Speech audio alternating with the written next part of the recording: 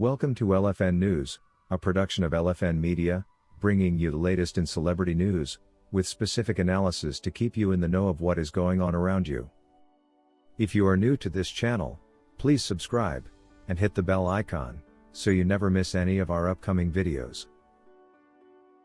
The king of R&B, R. Kelly, is currently being held in his hometown Chicago, at the Metropolitan Correctional Center on West Van Buren Street, where he was first held more than 3 years ago after his arrest on separate federal indictments filed in Chicago and New York. R. Kelly, the Grammy Award-winning musician, real name's Robert Sylvester Kelly, who was convicted with federal racketeering and sex trafficking charges in September 2021, was on Wednesday, June 29 sentenced to 30 years in prison. Kelly, 55, didn't give a statement at the sentencing hearing, and showed no real reaction on hearing his penalty, which also included a $100,000 fine.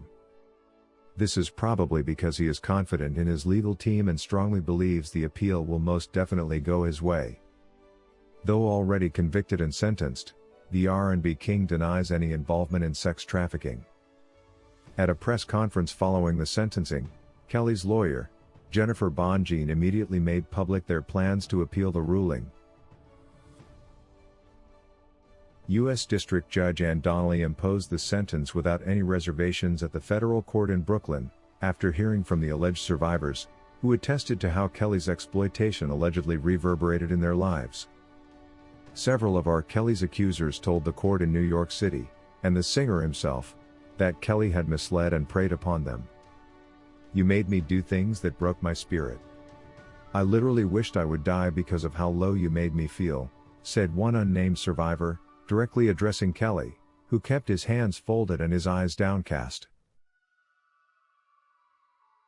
"Although sex was certainly a weapon that you used, this is not a case about sex," Judge Donnelly told R. Kelly, following the decision. "It's a case about violence, cruelty, and control. You left in your wake a trail of broken lives," she stressed. She also addressed his lawyer's call for a shorter sentence due to the fact that R. Kelly endured a traumatic childhood involving severe, prolonged childhood sexual abuse, poverty, and violence, saying, "It may explain, at least in part, what led to your behavior, but it most surely is not a valid excuse for your actions." This explains what R. Kelly's legal team had put in the sealed memo seeking a lighter sentence for the R&B king, but clearly, Judge Donnelly made no consideration of these sensitive facts. Among the letters that were included in the memo asking for a shorter sentence for Kelly was one written by Diana Copeland, Kelly's former assistant, who testified as a government witness and said she wrote a letter in support of Kelly because it was the right thing to do. "God doesn't want us to throw humans away," Copeland wrote. "If we can have the audacity to care for the perpetrators as well as the victims, we can all rise." Joycelyn Savage, who was considered a victim of Kelly's by prosecutors, also remains an R. Kelly supporter. "Robert and I are deeply in love, and it breaks my heart that the government has created a narrative that I'm a victim," Savage wrote. "I'm a grown woman, and can speak for myself, which is why I wanted to provide this letter to the court." In her letter, Savage revealed she is now engaged to Kelly. R. Kelly's legal team remains very optimistic and are confident the appeal will be ruled in their favor. In reference to the infamous R&B singer's one count of racketeering allegation, Jennifer Bonjean asserts that her client was overcharged.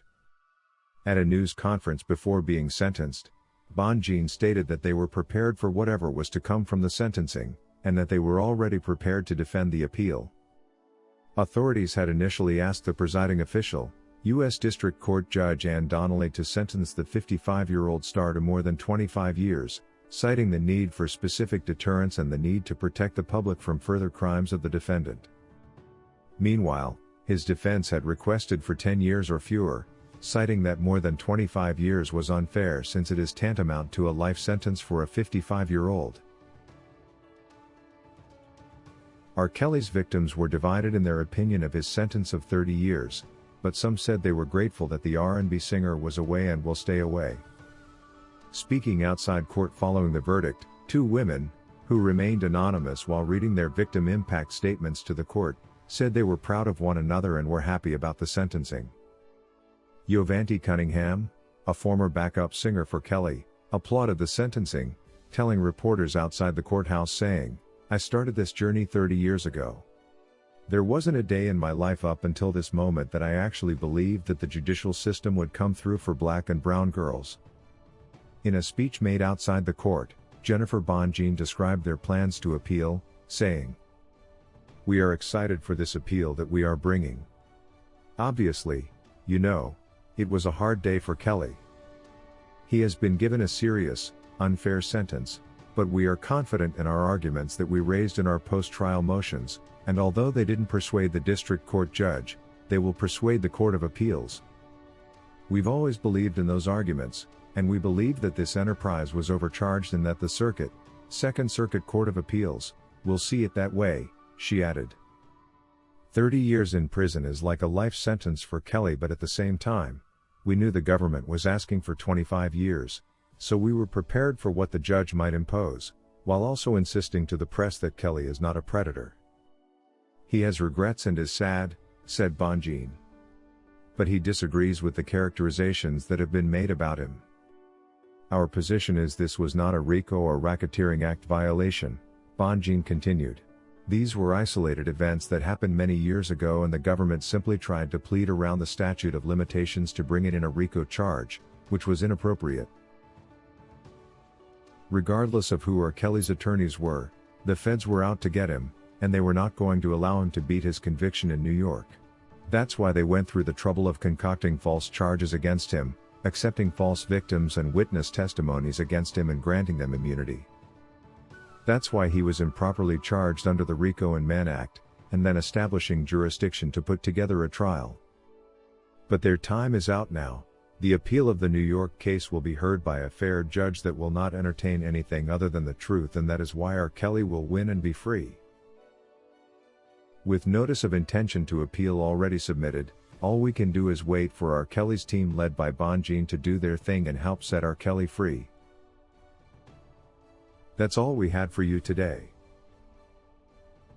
Thank you for watching LFN News, a production of LFN Media, giving you another view of issues at hand.